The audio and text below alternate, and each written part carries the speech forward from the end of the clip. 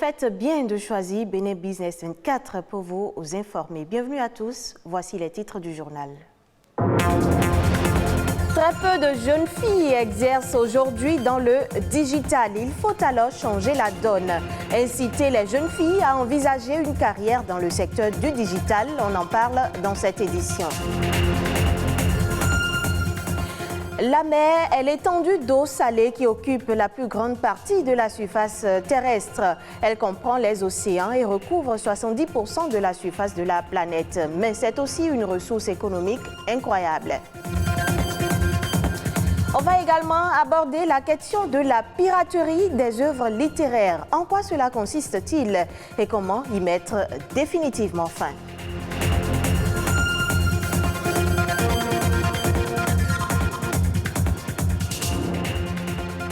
Avant le développement de tous ces titres, nous ouvrons par l'actualité du jour. Ce mercredi 29 décembre, pour la première fois depuis sa réélection en avril 2021, le chef de l'État a livré son discours sur l'état de la nation. Depuis le palais des gouverneurs à Porto Novo, Patrice Talon s'est livré à cet exercice que lui impose la Constitution. Le chef de l'État fait un premier bilan exhaustif après son investiture et des projections. Apparemment, de belles perspectives s'offrent aux Béninois les années à venir, mais deux défis essentiels sont à relever, notamment au plan sécuritaire et sanitaire. Je vous propose de suivre un extrait des propos de l'actuel locataire de la Marina. Mesdames et messieurs, tous les chantiers engagés pour structurer et moderniser notre pays seront poursuivis et de nouveaux seront lancés.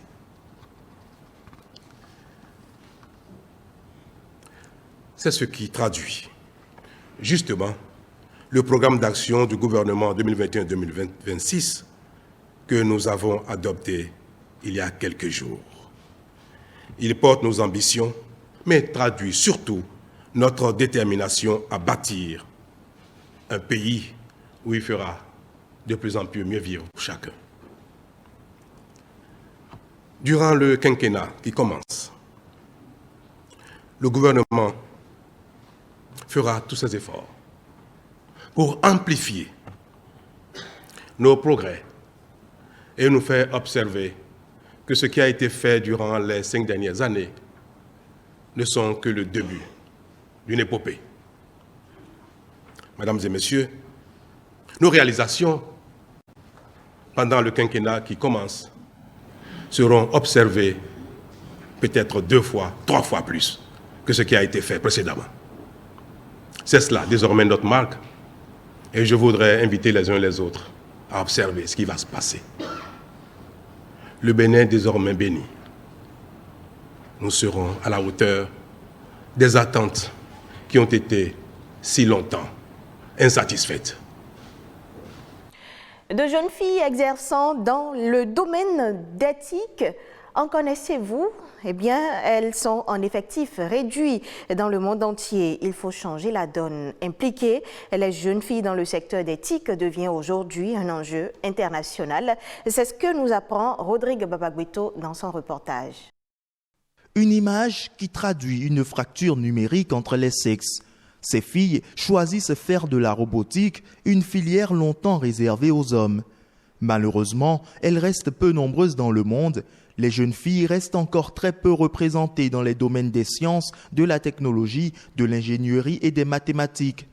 D'après la communauté internationale, malgré les efforts mondiaux pour inspirer et impliquer les femmes et les filles dans la science, les femmes et les filles de nombreux pays restent exclues, freinées par les préjugés sexistes, les normes sociales et les attentes qui influencent la qualité de l'éducation des femmes ainsi que les options de carrière. La plupart de ceux qui n'ont pas accès à la technologie numérique sont des femmes et des filles dans les pays en développement. Les derniers chiffres de l'Union internationale des télécommunications montrent un écart de 17% entre les sexes dans l'utilisation d'Internet dans le monde. C'est encore plus large dans les pays les moins avancés. Dans un monde où le numérique se généralise, il est essentiel d'encourager les jeunes filles à faire des études dans les domaines de la science et de la technologie. L'Union internationale des télécommunications UIT s'engage fortement en faveur de l'autonomisation des jeunes filles du monde entier afin qu'elles puissent acquérir des compétences numériques et poursuivre une carrière portée par les technologies. Imaginez un futur où chaque enfant et chaque jeune, quel que soit son sexe, ait les mêmes chances d'accès et de formation en vue de tirer parti des possibilités illimitées qu'offrent les TIC et qu'ils soient encouragés dans cette démarche. En dotant les jeunes filles des outils pour explorer le monde des technologies, animés par leur curiosité et leur imagination, nous pouvons stimuler des solutions innovantes qui font appel au TIC pour relever certains des plus grands défis de notre époque. Le Bénin, désireux depuis 5 ans d'être le hub du numérique dans la sous-région, met également en place de nombreuses actions aux fins d'impliquer les jeunes filles et les amener à être passionnées des TIC. De nombreuses jeunes filles sont sensibilisées au principe du codage et aux nombreux métiers qu'offre le numérique. La sous-représentation des femmes dans les emplois des TIC reste l'un des obstacles à la réalisation de l'égalité des sexes partout dans le monde, qui est un élément clé du programme de développement durable à l'horizon 2030 des Nations Unies. Quand on évoque la piraterie, on pense souvent aux œuvres discographiques. Pourtant, d'autres œuvres de l'esprit sont piratées au vu et au su de tout le monde. C'est le cas de la piraterie du livre. Par exemple, Happy Goudou, gestionnaire de patrimoine culturel, nous décrit les différentes formes de piraterie du livre qui existent et propose des pistes de solutions pour les éliminer. Le livre est l'instrument privilégié du savoir. Et qui veut réellement se rapprocher du savoir ne peut passer que par le chemin du livre.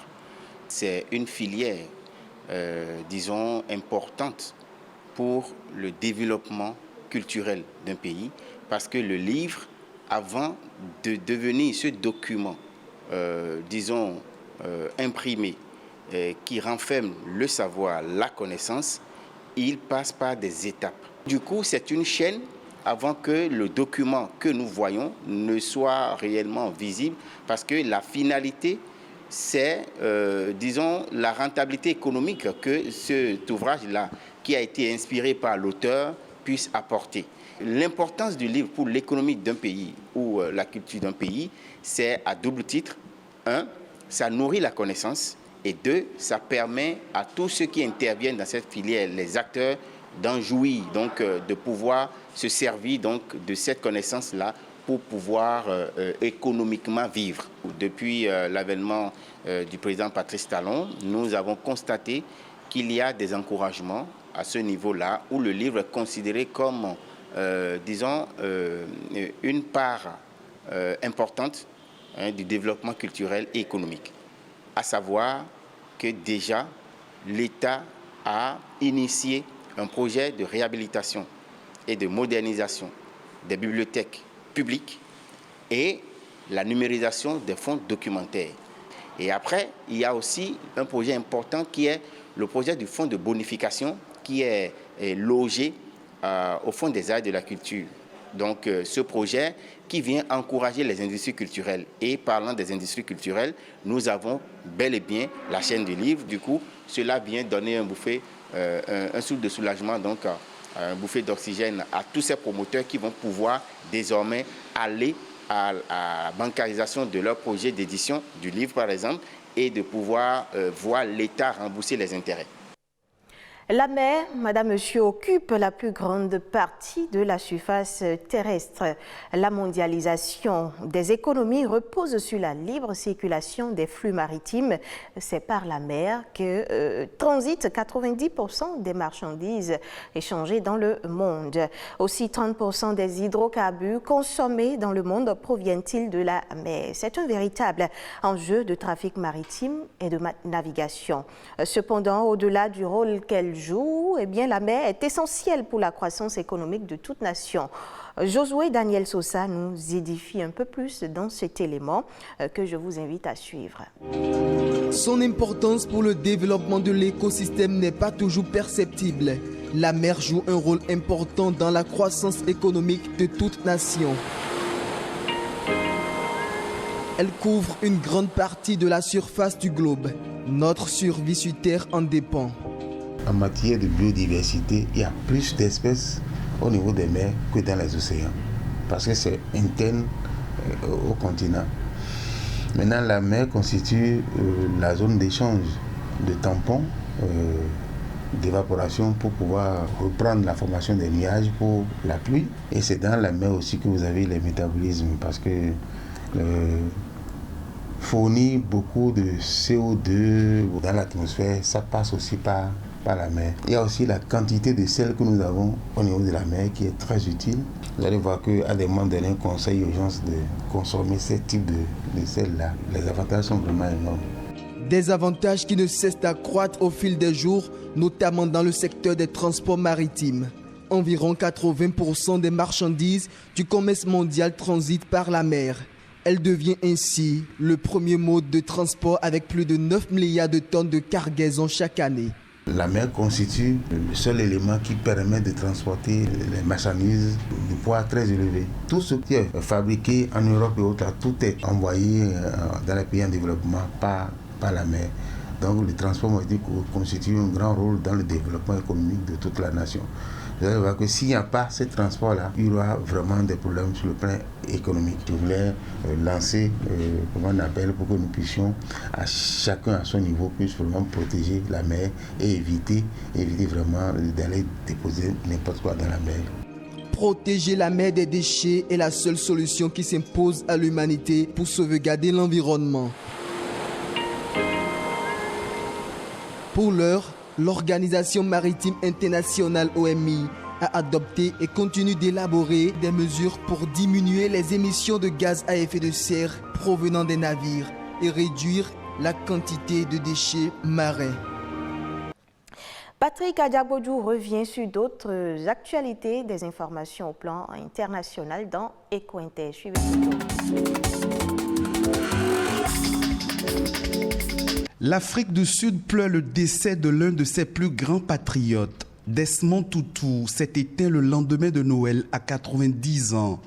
Homme d'église engagé, défenseur infatigable des opprimés, théologien et prix Nobel de la paix, cet archevêque est considéré comme la conscience de la nation arc-en-ciel, thème qu'il a inventé après l'avènement de la démocratie en 1994. Soyons des fabricants de paix, et si nous voulons la paix, travaillons à la justice. En 1984, Monseigneur Desmond Tutu prononçait ces mots devant l'Académie qui venait de lui rendre le prix Nobel de la paix. Il était l'une des figures emblématiques de la lutte pacifique contre l'apartheid.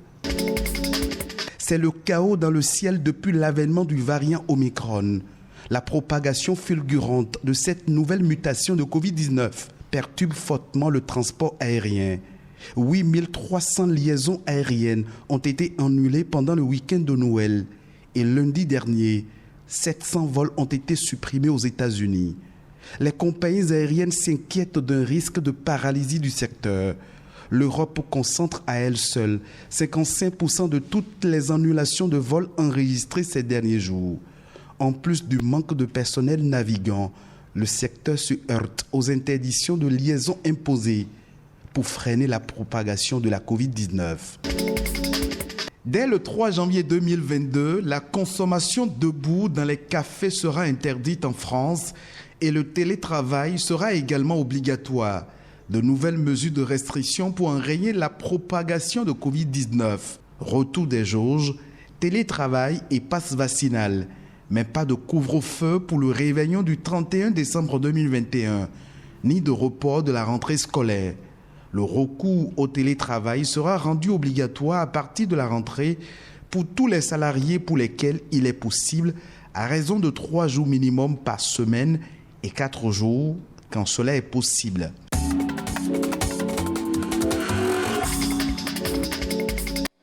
Ce sera tout, Madame, Monsieur, pour ce journal disponible en replay sur le site web de l'ORTB, www.ortb.bj. Merci à tous de nous avoir suivis.